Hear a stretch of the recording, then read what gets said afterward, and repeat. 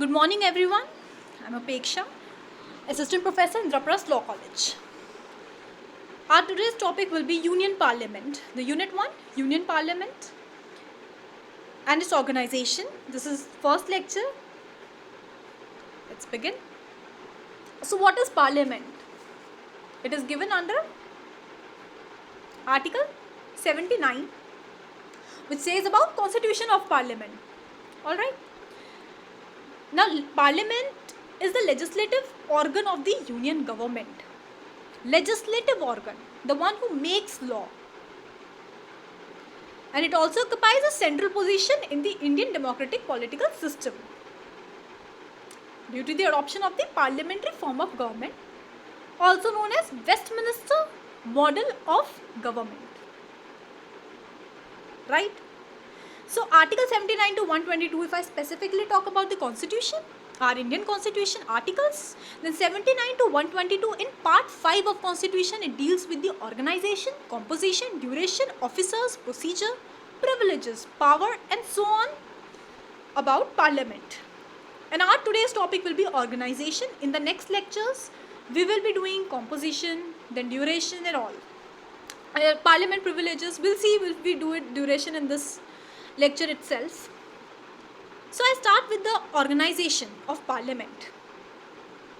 You can see the first point, India has a parliamentary system of government. The Union Parliament is the supreme legislative body in the country. So in India we have a parliamentary system of government and its organization. The parliament consists of three parts: the President, the Council of States and the House of People. Council of State is the Rajya Sabha. House of People is the Lok Sabha. The second point, see the second point. The Indian Parliament is a bicameral legislature which consists of two houses, Lok Sabha and Rajya Sabha. So the members of Lok Sabha, which is called House of People, they are directly elected by people through the voting process, right? They are directly elected by people, but in Rajya Sabha, they are indirectly elected. And it is called Council of State. So the parliament consists of two houses and the President of India. The three composes parliament. Now President is not a member of either house, neither of the parliament, and he cannot also not sit in the parliament to attend the meetings and all. But he is an integral part of parliament. We consider him, right? So this is because a bill was passed by both House of Parliament, which cannot become law without the President assent. So if any bill, what does this mean? That if any bill is passed by both houses, it can only become law when it have President's assent, that is signature, President's signature, then it can become a law. So therefore we consider President as an integral part of the parliament. He performs many functions relating to proceeding of parliament. Supposedly he summons, prorogues both the house, dissolves the Lok Sabha. He also addresses the house, ordinance issue when they are not in session, and so many power of presidents. But here our focus will be the parliament. Now, moving on to the composition of these two houses. So I hope it is firstly clear that Indian parliament and its composition, Lok Sabha, Rajya Sabha, and President is also an integral part.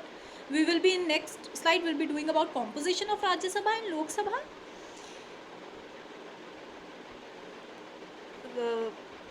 So we have a parliamentary form of government. Because our framer of Indian Constitution, they relied on the British pattern rather than American pattern. And in Britain, the parliament, it consists of a crown. Either it is a king or queen, and the House of Lords, which is the upper house, and the House of Commons, which is a lower house.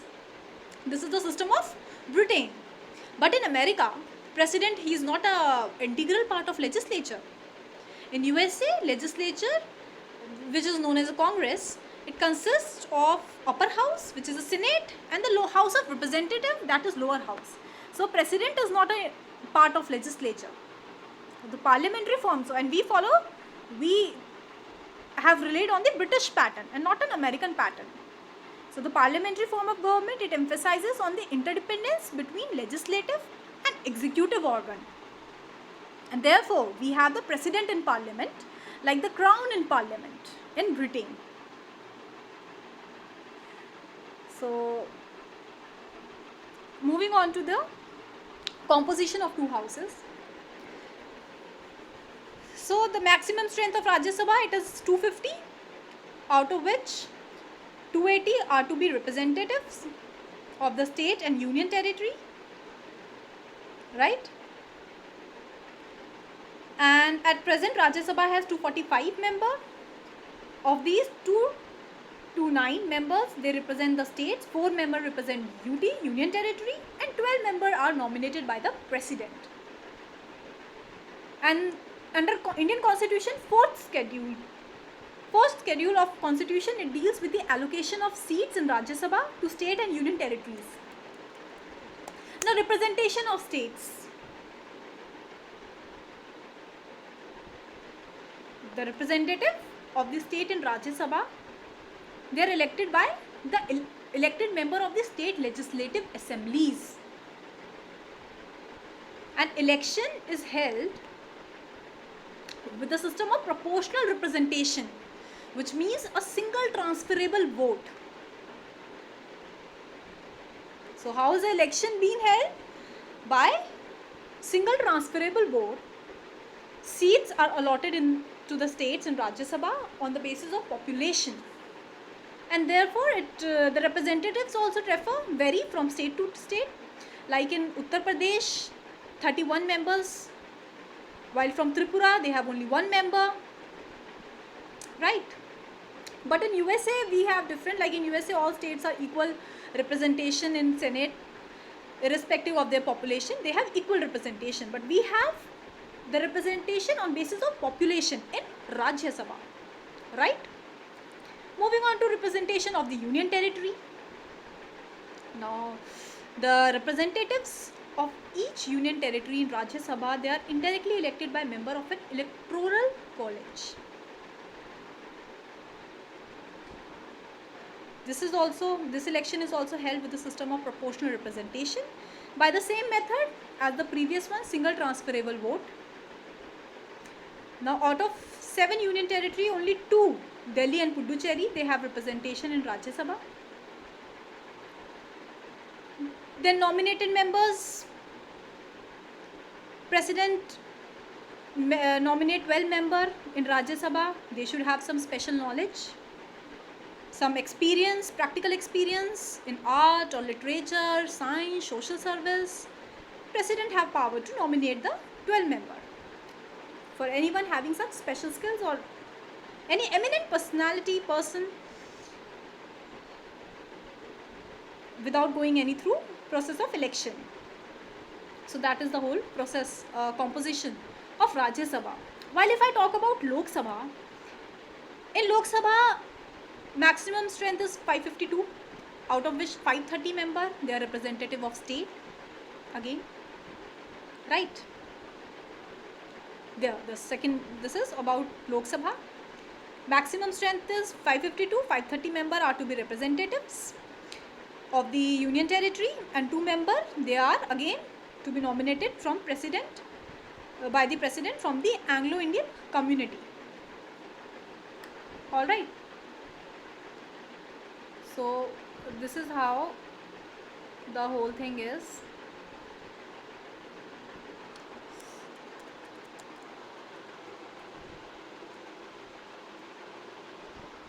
Moving on to, now what is Anglo-Indian community? This is also important, we should know. It was the only community in India that had its own representatives nominated to Lok Sabha, that is the lower house in Parliament of India. So basically this right was secured from Jawaharlal Nehru.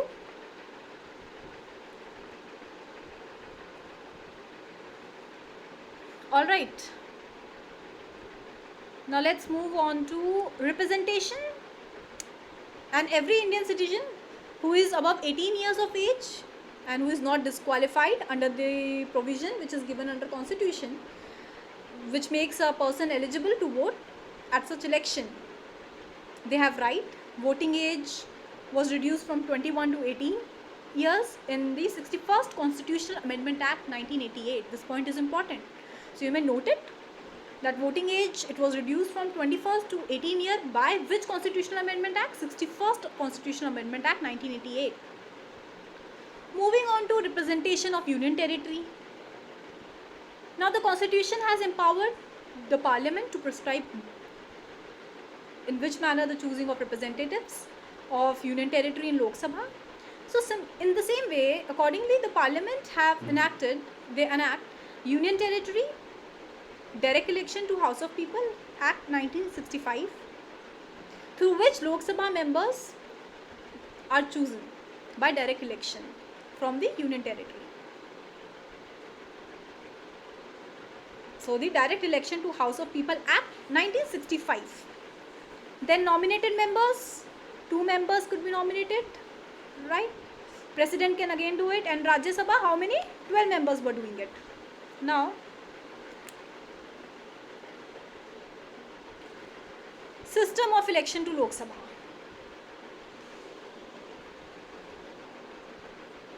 Or we'll do it in another one. We can do the duration. Yes, we can do system in another one. We can do the duration. Then duration of the 2 houses. Yes, system will do later. Duration of 2 houses is, firstly, the Rajya Sabha. It is a permanent body and it is not subject to dissolution. You have to remember this. Rajya Sabha cannot be dissolved and it is a permanent body. The Lok Sabha can be. But 1/3 of its member, they retire every 2nd year.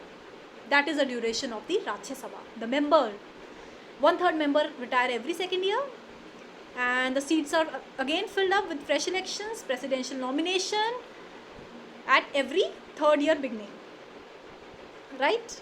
So, Constitution has not fixed the term of office of members of Rajya Sabha, and it is left to the Parliament itself.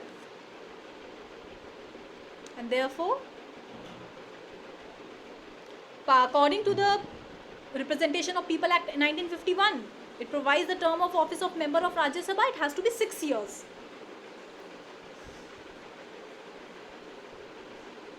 So, duration of 2 houses in Rajya Sabha, it cannot be dissolved, and every 3rd year at the beginning there is a fresh election.